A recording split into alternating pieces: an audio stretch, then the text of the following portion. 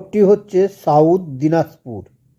প্রচণ্ড দুর্গন্ধ ছড়াচ্ছিল বাসে। বিরক্ত হয়ে যাত্রীরা গাড়ি থামান। ধরা পড়েন এই মহিলায়।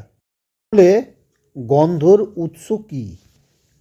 অনেকক্ষণ সহ্য করার পর যাত্রীরা চিৎকার চেঁচামেচি শুরু করেন। ততক্ষণে বাধ্য হয়ে বাসের কন্ডাক্টর গাড়ি থামিয়ে দেখা শুরু করেন গন্ধর আসল উৎস কী। শুরু থেকেই বাসের মধ্যে ভোটকা গন্ধ বের হচ্ছিল। অনেকক্ষণ সহ্য করার পর যাত্রীরা চিৎকার চেঁচামেচি শুরু করে। ততক্ষণে বাধ্য হয়ে বাসের কন্ডাক্টর গাড়ি থামিয়ে দেখা শুরু করেন গন্ধের আসল উৎস কী। আর যা দেখেন তাতে তো রীতিমতো চক্ষু চড়ক গাছ। দেখা যায় বাসের নির্দিষ্ট একটি বস্তার ব্যাগ থেকে গন্ধ বেরোচ্ছে, কিন্তু সে ব্যাগে তো মাছ নেই।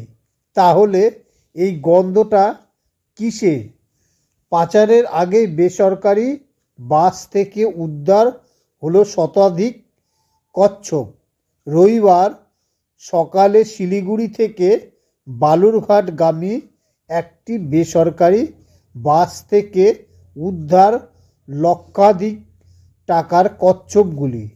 এদিন দক্ষিণ দিনাজপুরের জেলার বংশীহারি থানার জোরদিঘি এলাকা থেকে কচ্ছপগুলি উদ্ধার করে বন দপ্তর ও বংশীহারি থানার পুলিশ। ঘটনায় 3 জনকে ধরেছে বন দপ্তরের কর্মীরা। ধৃতদের বাড়ি উত্তরপ্রদেশ এলাকায়। পরে তাদের বংশীহারি থানার হাতে তুলে দেওয়া হয়েছে।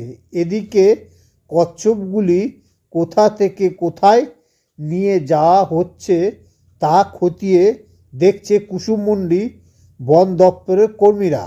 জানা গিয়েছে মোট 4টি ব্যাগে 103টি কচ্ছপ উদ্ধার করে কুসুমমন্ডি বন দপ্তরের ও পুলিশ।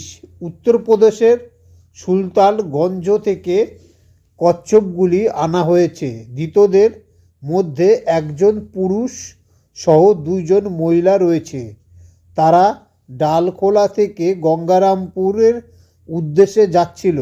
বংশীহারি থানার জোরদিঘি এলাকার বাসের ভেতরে দুর্গন্ধ পেতেই সন্দেহ হয় অন্য যাত্রীদের। এরপরে তাদের ব্যাগ থেকে উদ্ধার হয় কচ্ছপ। খবর পেয়ে ঘটনাস্থলে যায় বংশীহারি থানার পুলিশ, যায় কুসুমমন্ডি বন দপ্তরের কর্মীরা। উদ্ধার হওয়া কচ্ছপগুলির বাজার মূল্য প্রায় 1 লক্ষ টাকা। পরে বন দপ্তর পাচারকারী 3 জনকে গঙ্গারামপুর মহকুমা আদালতে পেশ করা হয়।